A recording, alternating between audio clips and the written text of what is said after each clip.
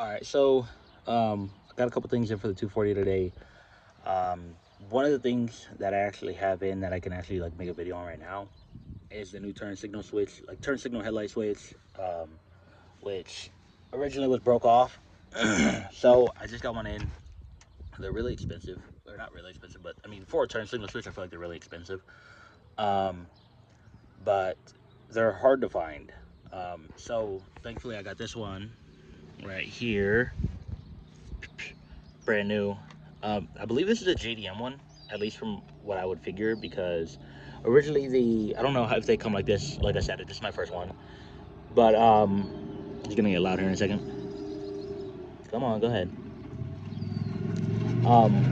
But anyway, so there's a plug up here that was kind of like taped through, but it wasn't like any regular tape. It kind of looked like honestly OEM tape. But it was like kind of looped to itself, and it wasn't plugged in. The original turn signal switch didn't have the plug for it. Like it wasn't on there like at all. Like there wasn't a solder point for it or anything.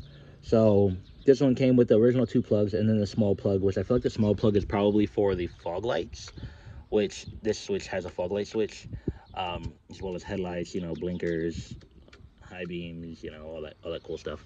So it has all that. There's two screws, one top, one bottom. Pull them out, unplug, plug the new one in, slap it in. Really simple, self-explanatory. Um, but yeah, so like I said, this is the old one, which you could see like there's no solder points for it anywhere on this thing. Um, I know you're probably seeing this alligator clip and thinking it's something. It's not. The new turn signal switch has it like right dead center somewhere, um, which this doesn't have one. The broken one, you see it's broken, doesn't have one. So yeah, that's kind of interesting. If that is for fog lights, then maybe I can. Hopefully, there's fog light harnessing in this car then, and I can wire some fog lights into the new bumper when I get it. Bumper's still far away out. Um, it is the first thing I would need to do is get the bumper, or actually, honestly, I gotta get the motor in the car first. So it's like right now I have piston rings that are just came in, the whole head gasket kit that just came in, or the cylinder head rebuild kit that just came in. Um, I need to get a new head gasket because the head gasket that came with the Cometic kit was 90 millimeters, and I still need 89 because we're gonna try to get away with just honing it. We haven't tore the block down to see how bad it is, but hopefully we can get away with just honing it, and then throw stock pistons and rods back in it. The piston and rods are gonna be Ken dip though, so we'll get all the carbon buildup off. We'll throw the stock piston and rods back in, replace the rod bearings, replace the piston rings, and then get all back together. But after that, bumper, over fenders, all that good stuff. Um, but when it comes time for that, we'll see if there's some fog light wiring and maybe get some fog lights working. But yeah, so far it's cool. I didn't realize that there would be a fog light switch on this car, which is interesting. So yeah, but that's it. Oh, also, real quick, I gotta show y'all this. Um, y'all think it's tacky, whatever, do whatever, you know what I'm saying? But I couldn't find a Nissan badge. Honestly, I should have waited to put this badge on until, obviously I could find a Nissan badge, but I wanted to find one that was specific to the 240, which I really couldn't find. So I got this crispy little Sylvia badge that is nice. It's actually all metal and everything, so it's like, feels real official. It's not just a little crappy sticker. All metal. I did it right where the Nissan emblem would go, but the unfortunate part is you can still see the two crappy holes that are from the Nissan emblem. So this car is getting Zenki taillights. So with the Zenki taillights, I won't have to worry about um, finagling around with the OEM holes and trying to fill those or do whatever with those so it doesn't look ugly. So that's why I should have waited, but the badge wasn't that expensive anyway, so it's not a big deal.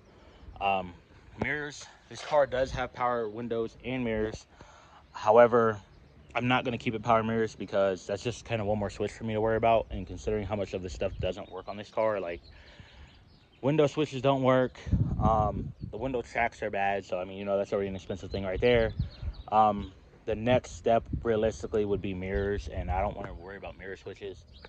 Even though I think the mirror switch comes with the window switch, like in a whole, like it's on the same switch pretty much. Um, but I actually want to do the GK Tech Ganadors, which look pretty cool. So we'll see about the GK Tech Ganadors. Need wiper blades. Need an engine. There's no engine in it. But yeah, and then I looked over at my buddy Sam's right-hand drive Sylvia, his real Sylvia, and since this part's broken, I'm gonna just delete that because it's kind of unnecessary. Like unless I'm running a horn, which I doubt I'm even gonna ever use because I don't even use a horn on my SI. But I have the bumper piece to mount the bumper on. That's in the car that I just saw the other day, so I don't have to worry about that. And I can just kind of cut the hood latch off and run pins, which I'm already kind of planning on doing anyway, just because my EK Coupe had pins, and I prefer the pins over dealing with the hood latch and getting a whole new assembly for the hood latch. So kind of a cheaper route to go that way, but it's kind of a more realistic route of what makes sense. In terms of the cracked dash will be getting either flocked, or since this car doesn't have heater or AC, I'm looking into either a fiberglass dash or a carbon fiber dashboard. So we'll see about that. Seats, don't have any S14 seats at all. This car came with a fucking Honda seat. So I'll need S14 seats. If y'all in the Reno area and y'all got some that y'all just want to give away, I'll take them because I seen the stock S14 seats and they're crazy. This car is gonna have buckets, but it's kind of pointless to buy all the stuff for buckets right now because the car is not even running. So just a seat to mount, so that way I can tow it from here where it's at an undisclosed location, and then tow it to my buddy's house to when the engine's ready to go back in. I'll at least have a seat for it, so I can drive the car at that point. Which right now is still kind of looking like maybe 2 to 3 months away. Just because the machine shop and still got to get a couple parts for the cylinder head, like new valves, the little lifter cup things. Like if you ever took apart a KA, you see that they have like little cups instead of actual like the actual lifters. So there's those two, and then yeah, kind of after the car's running and everything, and it's kind of decently in the realm of where I want it to be, is when I'll start working on the outside, like over fenders, front bumper, rear bumper. Contemplating on either finding a carbon trunk, well, buying a carbon trunk, or finding another OEM trunk that has never been drilled for a wing or anything, because this one was drilled for the wing right there and right there, and I don't want to run a wing. I'd rather do either no wing or Rocket Bunny duckbill, or maybe like a 326 power wing, or honestly the S14, the Kooky wing, the Kooky stock wing. I like that too. So there's a couple options, but I'm not picky on like a super tall, high-rise, stupid wing. But yeah, I mean, it's definitely getting over fenders, definitely getting front fenders. I was gonna worry about this door a whole bunch and like try to pull it and make it like a factory OEM door, but that's kind of pointless. So I'm probably just gonna do a fiberglass door skin on it and get rid of the like, kind of not have to deal with another headache, at least at this point. But that's still down the line after the car is back up and running. And then I'm gonna get the Exetti clutch kit, just OEM clutch kit, because I'm not gonna be running like a turbo or nothing crazy.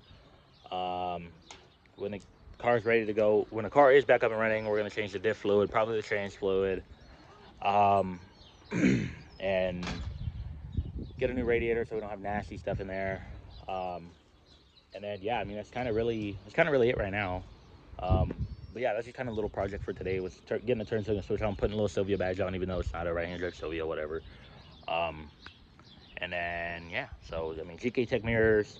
I'm gonna replace the headlight glass, get the GK Tech corner lights. Like I said, brand new Zenki or Kooky tails on. My bad, felt something weird on my finger. I think it's, I feel like the GK Tech tail lights too, for some reason, for the Kooky. But the middle one for the, like, that goes on the trunk is like 95 bucks, and then the other two corner ones are a little more pricey. But yeah, so there's some stuff coming, but it's just kind of a wait, because kind of ended up having some come up with work too. So I'm kind of in a toss up right now between getting put a year behind in the program that I'm in, or taking a $6 pay cut.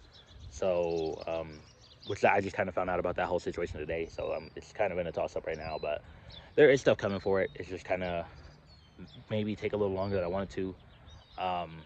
But yeah, so that's kind of it for today on the 240. And then yeah, next time I have some stuff though, we're gonna get right back on it. And then my buddy Junior wants me to drift this car. He's helping me do the rebuild on the engine and all that stuff. He's the one that helped me yank it out, so he wants me to drift it. I just went to a drift event yesterday with my boy Sam, and I took my girl and the kids, and um, I see how quickly a drift car gets beat up, and I don't really want to drift my S14. I'd rather buy like a crappy 240 or a G35 coupe or sedan, or even an E36 or E46 BMW, and kind of beat that up as opposed to beating up something that's as rare as the S14, and especially as expensive as the S14. So that's kind of where I'm at right now with it. But yeah, I mean, you could see on the car that I started kind of doing some rust cover and rust repair, just to prevent it from rusting anymore, because the car did sit outside for like 3 years. So yeah, that's kind of pretty much it right now. But I'll catch you on the next one. We got some more stuff to do. Peace out.